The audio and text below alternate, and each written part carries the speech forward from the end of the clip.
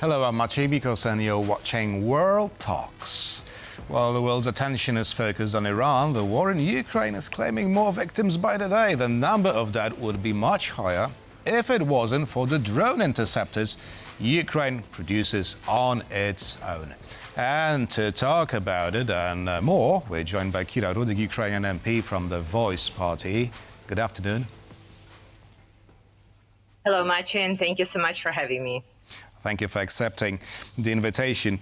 So Ukraine is signing bilateral deals with multiple European countries to exchange its drone expertise for the much-needed shells. Now, how can it help Ukraine the next month, if not years? It is indeed a very important strategic initiative because we see with the war in the Middle East, we anticipate the shortage for the air defense ammunition. We anticipate that the eyes of the world will be taken away from Ukraine. So we need to intensify everything that will allow us to survive.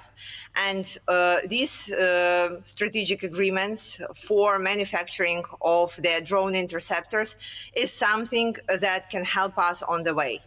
You see, the main issue that we are still experiencing, it is an air defense capacity and ability to take down hundreds of drones and dozens of missiles that are coming our way every single day and night. And ability to manufacture them at the bigger scale, ability to get the missing ammunition to Ukraine is really critical and means really a survival for Ukraine in the nearest future.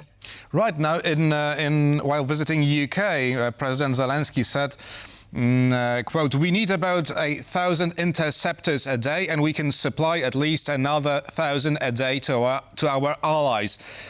Well, and yet Russian strikes, hundreds of drones attacking Ukraine every night, and they still claim lives of Ukrainian civilians. Therefore, aren't all these interceptor drones needed in Ukraine rather to be sent abroad, in your opinion? So it's not only the drones that are attacking us every day and night. It's also missiles. And so almost every Russia's attack on Ukraine is combined. So it includes both drones and missiles. So we need the interceptors, but we also need an ammunition for the Patriot missile systems to be able to take down both drones and missiles. And so if President Zelenskyy, thousands of drones per day will be enough to take specifically drones, and if we can exchange the additional 1,000 interceptors for the ammunition for air defense systems, that would be a very good deal. That would be something that can save lives. And of course, for Ukraine to be producing even those 1,000 interceptors, we need capital. And so this is what President Zelenskyy is trying to get on his international trip into the United Kingdom, into Spain, and there would be some other countries where he needs to get additional capital and investment so we can manufacture what we need desperately for ourselves. Right. Now, Ukraine is becoming a huge producer. There are hundreds of companies, if I'm not mistaken, in Ukraine that produce drones. It's become sort of a global leader in this sort of production. But the question here is whether the US, the overall global arms manufacturing leader, will let Ukraine join this global market. What's your opinion? It's a very tough question indeed, because we see right now that there is no real willingness of Ukraine's government to open the trade in general. And so there are many other companies, international companies, that try out their products in Ukraine, and then they can make a deal with the US government and many others. The relations right now are indeed complex because we see that President Trump he has lifted some sanctions on Russia, and there has not been a really good deal for Ukraine drones to trade them with the United States. So at this point, it is indeed a really tough question. However, if I may say, I'm here in New York because I was participating on behalf of Committee for Digital Transformation in a Ukraine-based company that is called Swarmer that went public, that was manufacturing the software for the drones. So this is a huge deal for Ukraine, because this is the first step that we are showing the world that Ukraine's technology is not only Ukraine's technology, it's a global technology, and that it can be also financially successful and it can be traded publicly on the market. And I'm telling this is like a step one. Perhaps at some point this can be followed by the drone deals that, of course, we are looking forward to. And what do you make of the information that emerged only yesterday that the US is actually producing its own drones based on Iranian Shaheeds, and well, the technology was transferred from a Ukrainian battlefield? It's obvious that moving forward, every country will try to manufacture something of their own. First of all, because we learned that we have to rely on ourselves, especially in such a tender matter as a security and defense. And indeed, many countries are coming to Ukraine, trying out their products and then trying to manufacture something for their own. The question would be in the results that these drones can provide and the experience that the drone operators can obtain. Because technically you can buy those Shahed drones somewhere, but would they be able to used as Shahed drones, would they be able to take down the drones or protect your own country? It's a bigger question, and it's a question of the army. It's a question of the tasks and of a huge amount of trained people. Unfortunately, Ukraine has got this experience over the last 4 years. We wish we didn't, but we have it. And this is why every time somebody is telling us we are manufacturing something on our own, we are saying that you will need like a longer path to train the operators to be able to deliver the results that you are expecting. Having thousands of drones at your stockpiles will not win the wars and will not protect your homeland against the attacks of Russia, of Iran, or whoever else.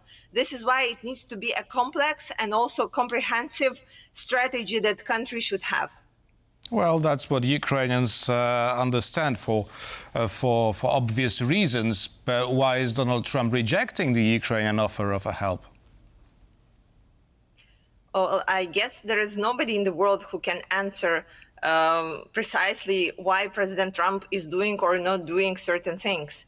I again understand that the United States have this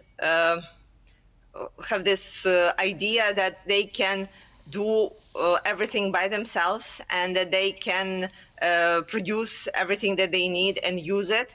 However, again, unfortunately, what we have seen with the Gulf countries, who just a month ago were making the similar claim, saying that they have everything of their own and that their air defense systems are impenetrable. We see right now that that's not actually what's happening. And we hope that people can learn from the facts and not from their own ideas and prejudices of how things should work. America is indeed the biggest and the strongest country in terms of economy and military production. But the question is that the war has changed a lot and over the last 4 years. And we already see in Iran that things that were working like original warfare is not delivering the results that they were beforehand, and that countries that learned how to operate dozens, hundreds and thousands of drones are able not only to fight back but continue terrorizing their neighbors, and they will be able to do so for like really extended period of time. Now, lastly, to wage war to wage any war, you need money. And what's the financial situation of Ukraine, and especially in the light of this veto from Hungary to grant Ukraine 90 billion euros in loan? Ukraine is indeed hanging by a thread in the matter. We had really high hopes, and our European partners made this promise that the 90 billion loan will come shortly. We have no other ways of getting additional funds to continue operating as a state. And we hope that EU will find a way to overpass Orban's veto. It's really unfortunate that it got to this point. We have seen how this problem, let's call it like Hungary problem, but it is indeed Orban problem, has been there again since the beginning of full-scale invasion. And there were ways of European leaders to somehow manage this. Right now, we hope that they will find a way to manage that.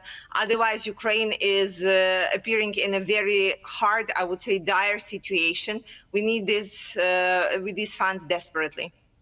If they come next month after the elections in Hungary, would that still be okay for Ukraine?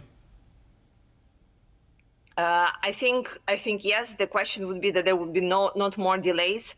I think April is a time when when our all the funds will get emptied. So it is really critical. The question is what would happen if Orban wins, and we need to know that there is a plan B. Kira Rudik, Ukrainian MP from the Voice Party, was our guest this afternoon. Thank you very much. Thank you so much, Maciej. And thank you for watching, and stay with us for more interviews here on DP World.